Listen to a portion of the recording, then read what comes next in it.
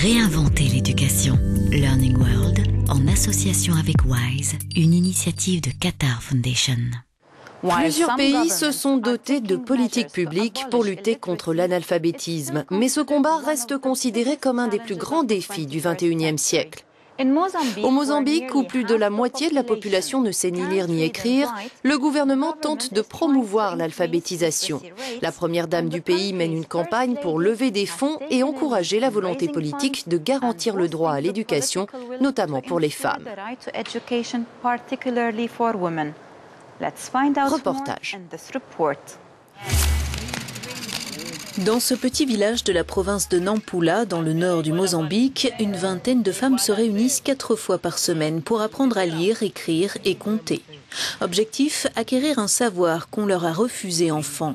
La tradition veut qu'au Mozambique, les filles soient écartées de l'éducation pour s'occuper des tâches ménagères et des enfants à la maison. Ce sont les garçons qu'on envoie à l'école. Idé Saidi approche la cinquantaine, elle apprend l'alphabet pour la première fois.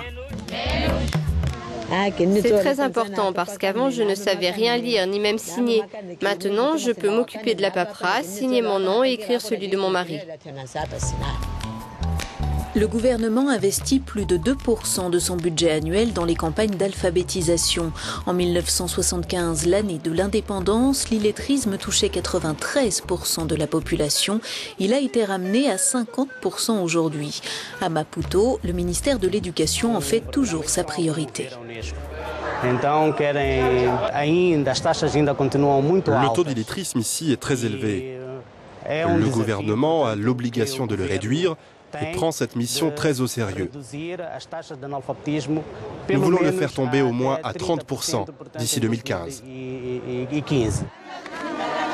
Le mouvement de la Première Dame pour l'alphabétisation et l'éducation des adultes défend le droit des femmes à l'éducation.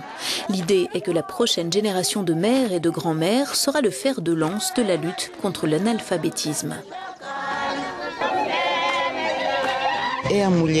Les femmes et les personnes âgées sont avec les enfants toute la journée. Et c'est la femme qui élève les enfants. Si elle n'est pas éduquée, qu'elle n'a aucune éducation, eh bien il lui sera difficile d'éduquer ses enfants.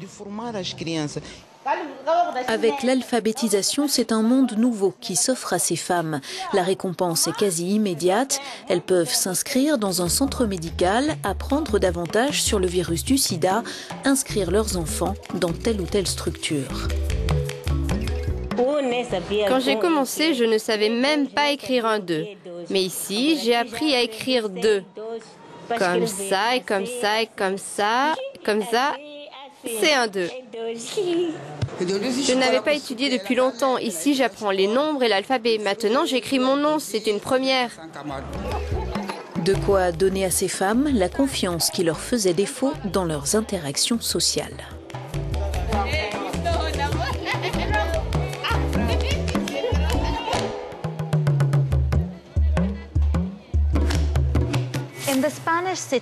Dans la ville espagnole de Séville, des femmes roms parviennent à améliorer leur niveau de lecture et d'écriture grâce à l'étude d'une pièce de théâtre. Inspirée par García Lorca, Rocío Montero, qui ne savait ni lire ni écrire, est maintenant l'actrice principale de la maison de Bernarda Alba. Voici son histoire. Rocío Montero et ses amis n'étaient jamais allés au théâtre. Jusqu'à il y a 1 an, leur réalité se cantonnait au quotidien du plus vieux camp rom d'Europe, El Vacié, à Séville. Mais aujourd'hui, ces femmes analphabètes, pour la plupart, se produisent dans la maison de Bernarda Alba et grâce à cette pièce de García Lorca, ont conquis la scène espagnole. Leur spectacle affiche complet. Rocío incarne Bernarda, le personnage principal. Chaque représentation réveille les émotions du soir de la première. J'étais sur les nerfs, je ne tenais pas en place. Les autres disaient « on n'y va pas ». Et moi je leur ai dit « si, nous devons y aller. Puisqu'on est là, il faut le faire. Ce qui est fait n'est plus à faire. En avant ». Nous avons répété pendant 2 mois. Il y avait un gars qui venait et me disait « Rocío, tu vois ce que je te dis, tu dois le répéter ». Et moi je répondais « Ok Antonio, d'abord tu me le dis et puis je le redis. Mais moi je ne sais pas lire mon gars. Mais bon, il disait « tu le dis et lorsque tu seras sur scène, tu dois être courageuse ». Comme nous avons fait tout ça, les gens qui viennent nous voir sauront que l'on sait faire quelque chose.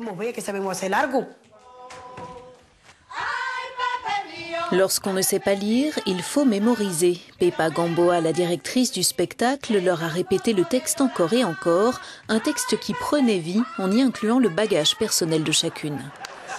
On cherchait des parallélismes, des improvisations sur leur propre vie en les faisant correspondre à celles des personnages de Lorca. Et c'était très curieux car lorsqu'elles improvisaient, elles trouvaient des mots très semblables à ceux de Federico. Cette expérience a changé l'image que ces femmes avaient d'elles-mêmes. L'avenir leur semble moins fermé.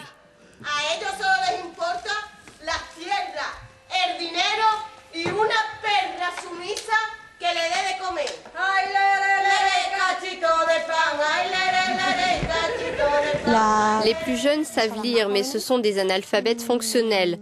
C'est-à-dire, on leur donne un texte et elles reconnaissent les mots mais ne construisent pas la réalité à partir des mots. Donc maintenant, elles veulent reprendre leurs études, elles veulent passer leur permis de conduire car elles veulent être autonomes, plus indépendantes.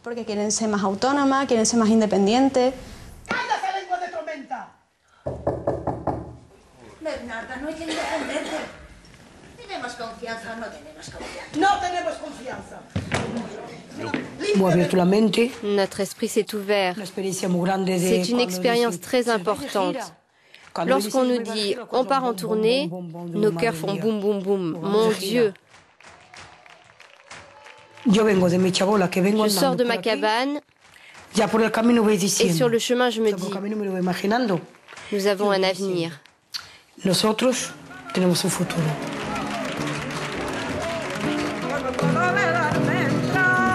C'est la première fois que ces femmes sont rémunérées pour un travail, un salaire qui leur permet de boucler les fins de mois et leur vaut du respect.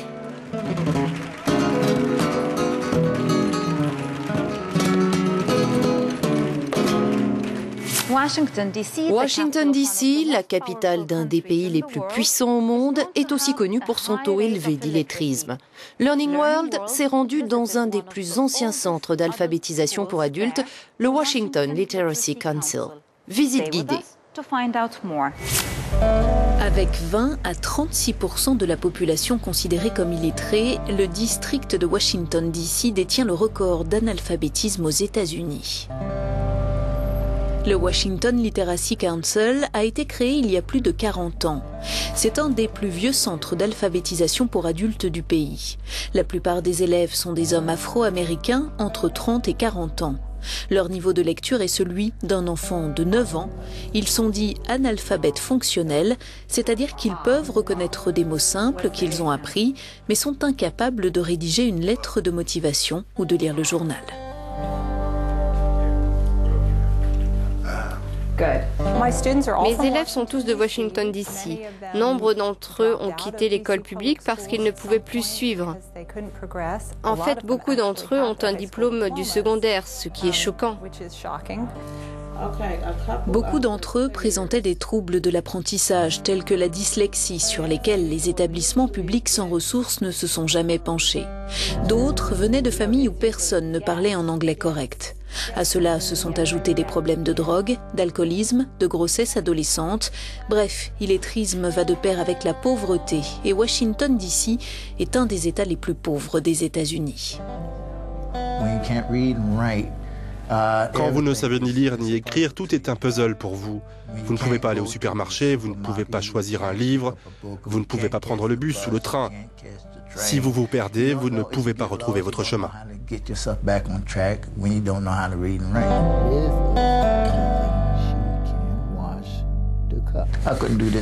Je ne pouvais pas faire ça avant, donc je suis reconnaissant de pouvoir le faire.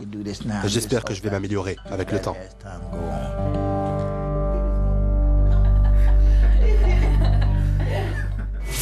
C'est tout pour cette fois.